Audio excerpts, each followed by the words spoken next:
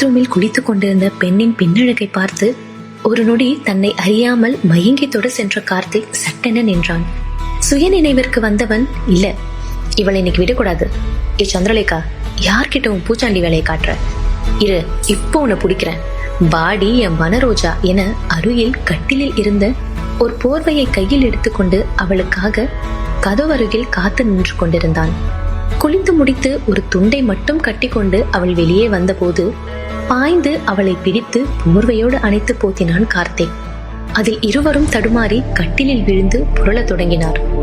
அவளை தப்பிக்க விடாமல் அழுத்தி பிடித்த கார்த்திக், ஏ சந்திரலேகா, நீ இங்கேயும் வந்துட்டியா? உனக்கு என்னடி வேணும்? எதுக்கு நான் போற இடையெல்லாம் நான் ஃபாலோ பண்றேன்? நீதான் ரயில்வே ஸ்டேஷன்லயும் வந்து எனக்கு நல்லா தெரியும். இப்போ நீதான் இங்கேயும் வந்திருக்க. யாரு நீ? எதுக்கு என்ன பின்தொடர்ந்து வர? சொல்லு சொல்லுடி என்று ஆவேசமாக அவளை பிடித்து கொண்டு பித்து பிடித்தவன் போல உளறி கொண்டிருந்தான் கார்த்திக். என விடா என்று அவளை தள்ளிவிட முயன்றாள் அந்த பெண். அவள் உடல் மேல் முழுவதும் தன் உடலை அழுத்தி ஆக்கிரமித்திருந்தான் கார்த்திக். திமிரி கொண்டிருந்த அவளை சில நொடிகளுக்கு பின் கூர்ந்து கவனித்தான். அவள் கண்களும் உதடுகளும் அவனை சுண்டி இழுத்தன. மஞ்சள் தேய்த்து குளித்திருந்த அவள் மேனி முழுவதும் அதன் வாசமும் அதன் வண்ணமும் அவனை மயக்கியது. சட்டென அவனை தள்ளி எழுந்தவள் டவலை இறுக்கி கட்டிக்கொண்டு கோபத்துடன் அவனை திட்ட ஆரம்பித்தாள். டேய், யாரா நீ? எங்க வீட்டுக்குள்ள நீ என்ன பண்ற? அண்ணே அண்ணே என்று அவள் கத்த கார்த்திக் மீண்டும் இறுக்கி அணைத்துக் கொண்டு அவளை போக விடாமல் பிடித்துக் கொண்டான். அவள் சத்தம் கேட்டு ஓடி வந்த விஜயன் அவர்கள் இருவரின் கோலத்தையும் பார்த்து அதிர்ச்சி அடைந்தான். தம்பி, என்ன பண்ணிட்டு இருக்கீங்க?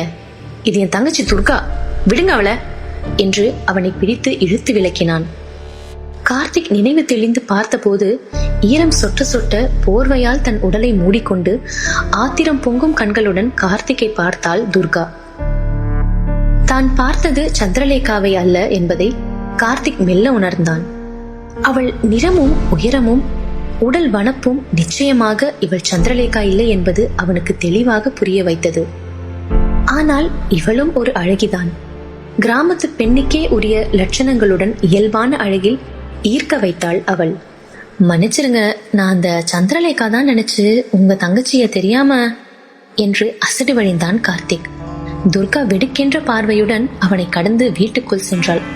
சரி, முதல்ல நீங்க குளிச்சுட்டு வாங்க, சாப்பிடுவோம், அப்புறம் நிதானமா பேசுவோம் என்று சொன்னார் விஜயன். குளித்து விட்டு வேறு உடை மாற்றி கீழே வந்தான் கார்த்திக்.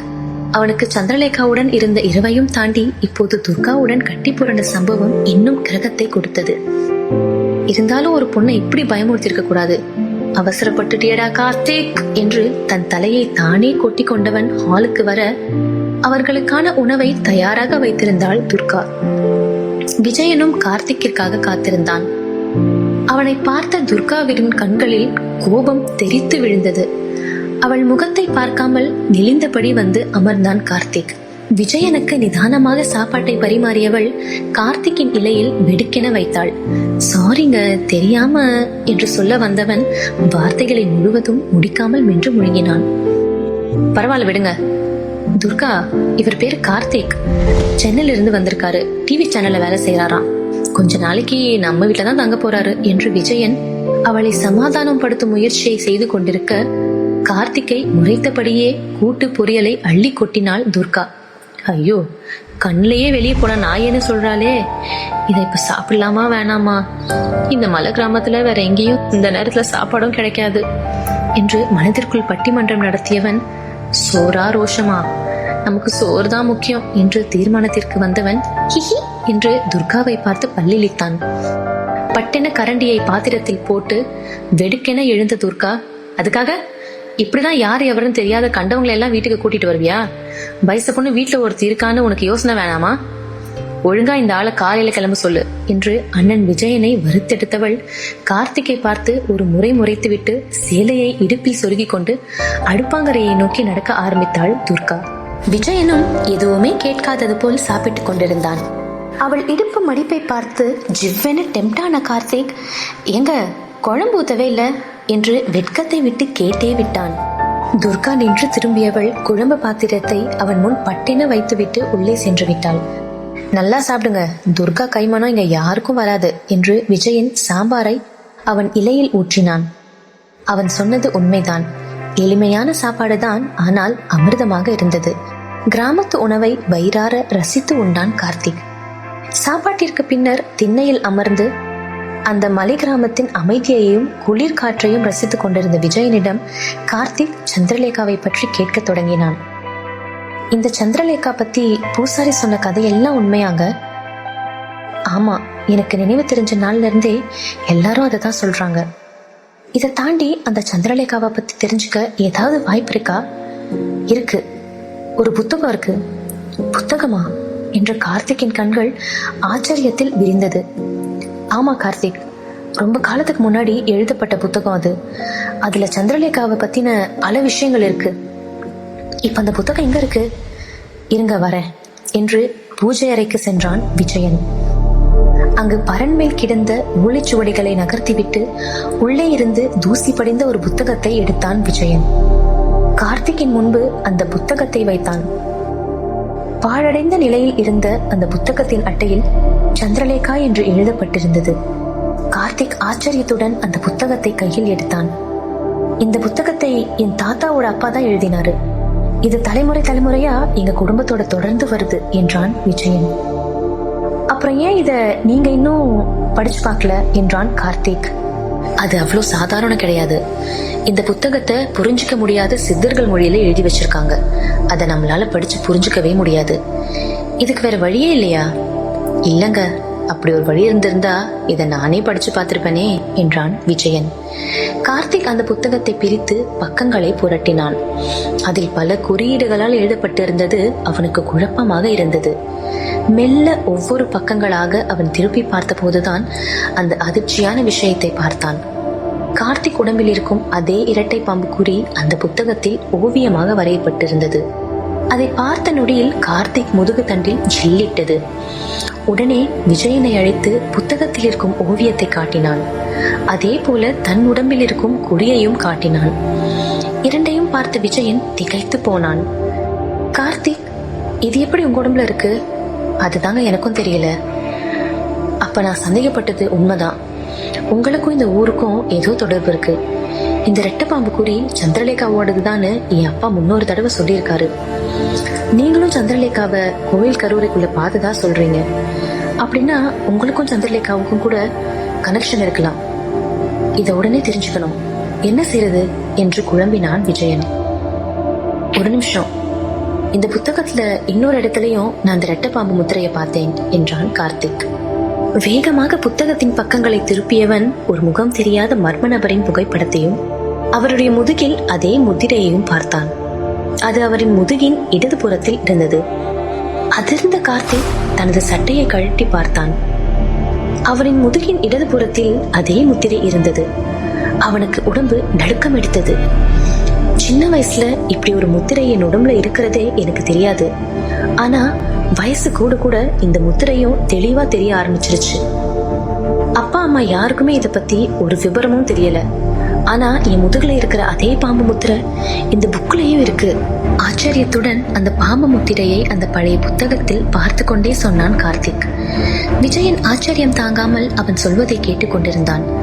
அவர்கள் திண்ணைக்கு எதிரில் 10 அடி தூரத்தில் இருந்த மரத்திற்கு பின்னால் நின்றபடி அவர்களையே பார்த்து கொண்டிருந்தது சேலை தலைப்பால் முகத்தை மூடிய பெண்ணின் உருவம்.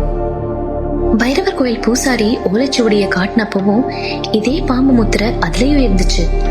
அதை பார்த்துட்டுதான் அந்த பூசாரி பதட்டமானாரு. என்ன கர்ப்ப கிரகத்துக்குள்ள தள்ளி விடிகிற வரைக்கும் வெளியில வரக்கூடாதுன்னு பூட்டிட்டு போயிட்டாரு. போகும்போது கூட அவன் உன்னை விடமாட்டான்னு கடைசியா ஒரு வார்த்தை சொன்னாரு. அவன் அந்த வார்த்தைகளை சொல்லி முடிக்க மரத்தின் மறைவில் இருந்து பார்த்து கொண்டிருந்த மர்ம பெண்ணின் உருவம் தலையை நிமிர்த்தியது.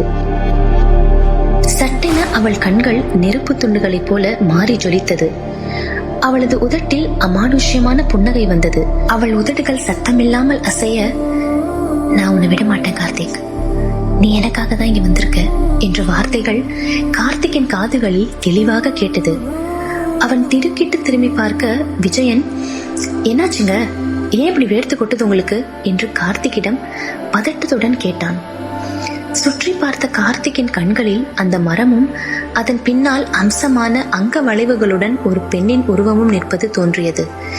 அவன் கண்களை விரித்து கூர்ந்து பார்க்க சட்டென அந்த உருவம் மறைந்தது. அவனை தொட்டு நிதானத்திற்கு கொண்டு வந்த விஜயன், என்னாச்சு என்று மீண்டும் கேட்க, இல்ல ஒன்னும் இல்ல என்று சமாளித்தான். பின் தொடர்ந்து பேச ஆரம்பித்தான். பாவம் அந்த பூசாரி, என்னை காப்பாத்திட்டு அவர் செத்து போயிட்டாரு. எனக்கும் இந்த முத்திரைக்கும் என்ன சம்பந்தம்? நீங்க எல்லாரும் இத சந்திரலேகாவோட முத்திரைன்னு சொல்றீங்க. எனக்கு ஏன் இந்த ப்ராஜெக்ட் அலாட் ஆகணும்? நான் ஏன் இந்த ஊருக்கு வரணும்? எல்லாமே மர்மமா இருக்கு விஜயன். இதெல்லாம் எப்படி ஏன் நடக்குதுன்னு நம்ம கண்டிப்பா தெரிஞ்சுக்கணும். அதுக்கு ஒரே வழி இந்த புத்தகத்துல இருக்கிறத நாம படிச்சு தெரிஞ்சுக்கணும். அப்பதான் எனக்கும் இந்த ஊருக்கும் என்ன தொடர்புன்னு எல்லா உண்மையும் தெரியும் என்று சொல்லி முடித்தான் கார்த்திக். அப்போதுதான் விஜயனுக்கு ரகுவின் ஞாபகம் வந்தது. ரகு புலியூர் கிராமத்திற்கு பக்கத்து கிராமத்தில் வசிப்பவன். தொல்லியல் ஆராய்ச்சி பற்றி படித்து வருபவன். பழங்கால சித்தர்களின் மொழிகளை பற்றியும் அவனுக்கு நல்ல அறிவு உள்ளது. அவனிடம் சென்று கேட்டால் இந்த புத்தகத்தை பற்றி தெரிந்தவர்களின் தகவல் கிடைக்கும். உடனே அந்த ரகுவுக்கு போன் போட்டு பேசுமாறு கார்த்திக் அவசரப்படுத்தினான். விஜயன் ரகுவுக்கு போன் செய்து விஷயத்தை சொன்னான். நாளை காலை 10 மணிக்கு கிளம்பி புலியூரிலிருந்து 50 கிலோமீட்டர் தூரத்தில் இருக்கும் ஒரு சித்தரை சந்திக்க போகலாம். அவருக்கு அந்த புத்தகத்தில் உள்ள மொழிகள் தெரியும் என்று கூறினான் ரகு. அவரை சந்தித்தால் புத்தகத்தில் என்ன இருக்கிறது என்பதை தெரிந்து கொள்ளலாம். அதை வைத்து இந்த மொத்த மர்மத்திற்கும் ஒரு முற்றுப்புள்ளி வைக்கலாம் என்று ரகு சொன்னதாக விஜயன் சொல்ல, உற்சாகத்துடன் கயிற்று கட்டிலில் சாய்ந்து கண்களை மூடினான் கார்த்திக். அதே ஊரின் கிழக்கு திசையில் ஊரின் எல்லையில் ஒரு அரசாங்க விடுதியில் தூங்கிக் கொண்டிருந்தான் ரகு. அது தொல்லியல் துறை சார்பாக அவனுக்காக ஏற்பாடு செய்யப்பட்டிருந்த கட்டிடம். பழங்கால பொருட்களும் நிலத்தை தோண்டி ஆதாரங்களை தேடுவதற்கான கருவிகளும் துறை சார்ந்த புத்தகங்களும் கோப்புகளும் அந்த அறை முழுவதும் நிரம்பியிருந்தது. மணி 12 எட்டியிருந்த நேரம். தட தடவென ரகுவின் அறைக்கதவு படபடத்தது. தூக்கத்தில் இருந்த ரகு மிரண்டு கண் விழித்து கதவை திறந்தான். அவனுக்கு முன்னால் ஒரு அழகிய இளம்பெண் மனக்கோலத்தில் நின்று கொண்டிருந்தாள். அவள் கண்களில் கண்ணீருடன் மூச்சு வாங்கியபடி பதட்டமாக இருந்தாள். யார் நீங்க? நான் பக்கத்து ஊர்ல இருந்து வரேன். என்ன வேணும் உங்களுக்கு? இல்ல, என்ன சில பேர் கொலை செய்ய துரத்திட்டு வராங்க. அதை கேட்ட ரகு அதிர்ச்சி அடைந்தான். நான் காதலிச்ச பையன் கூட சேரக்கூடாதுன்னு வேற ஒருத்தரோட கல்யாணம் ஏற்பாடு பண்ணாங்க. அங்கிருந்து நான் தப்பிச்சு வந்துட்டேன். ஆனா இங்க ஊர்க்காரங்க என்னை தேடிட்டு இருக்காங்க. நீங்க தான் உதவி செய்யணும் என்று கண்ணீருடன் அவன் கால்களில் விழுந்தாள் அவள். ரகுவால் அதை நம்ப முடியவில்லை. அவளை தொட்டு தூக்கினான். தயவு செஞ்சு உதவி பண்ணுங்க என்றாள் அவள். இல்ல, இப்படிதான் சந்திரலேகான்னு ஒருத்தி கல்யாண கோலத்துல இந்த ஊர்ல நடமாடுறான்னு சொல்றாங்க. நான் எப்படி உங்களை உள்ள விடுறது என்று பயந்தான் ரகு. சந்திரலேகாவா? அது யாருங்க? எனக்கு சத்தியமா தெரியாது. நிஜமாவே எனக்கு ஆபத்து. நாளைக்கு காலையில நான் விரும்பினவர் வந்துருவாரு. அது வரைக்கும் எனக்கு அடைக்கலம் கொடுங்க என்று மன்றாடினாள் அவள். ரகுவிற்கு அவளை பார்க்க பாவமாக இருந்தது. வேறு வழி இல்லாமல் அன்றிரவு அவன் வீட்டிலேயே அவள் தங்கிக் கொள்ள அனுமதி அளித்தான். அவளை தான் படுக்கும் கட்டிலின் மேல் படுக்க சொல்லிவிட்டு தரையில் பாய் விரித்து படுத்து தூங்கினான். நடுராத்திரியை தாண்டியிருந்த நேரம். ரகு தூக்கத்தில் லேசாக கண் விழித்து பார்த்த போது திடுக்கிட்டு போனான். தரையில் அவனுடன் நெருங்கி அவனை அணைத்தபடி படுத்திருந்தாள் அவள். ஏங்க, நான் உங்களை மேல தானே படுக்க சொன்னேன் என்று அவளிடம் இருந்து விலகினான் ரகு. இல்ல, ரொம்ப குளிர்ச்சு அதான் என்று வெட்கத்துடன் சொன்னவள் அவன் கண்களையே ஆழமாக பார்த்தாள். அதில் வசியம் செய்யப்பட்ட ரகு அசையாமல் அவளையே கிரகத்துடன் பார்த்து கொண்டிருந்தான். மெல்ல அவன் மார்பின் மீது கை வைத்து அவனை நெருங்கினாள். அவளின் மயக்கும் கண்களால் அவனை உற்று நோக்கினாள். சட்டென அவள் கண்கள் இரண்டும் கொழுந்து விட்டு எரிந்தன. இப்போது அந்த இளம்பெண் சந்திரலேகாவாக மாறியிருந்தாள். ஏன், என் கூட படுக்க உனக்கு விருப்பம் இல்லையா? அவன் பிடரியை பற்றி இழுத்து தன் இதழோடு இதழ் பதித்து முத்தமிடத் தொடங்கினாள்.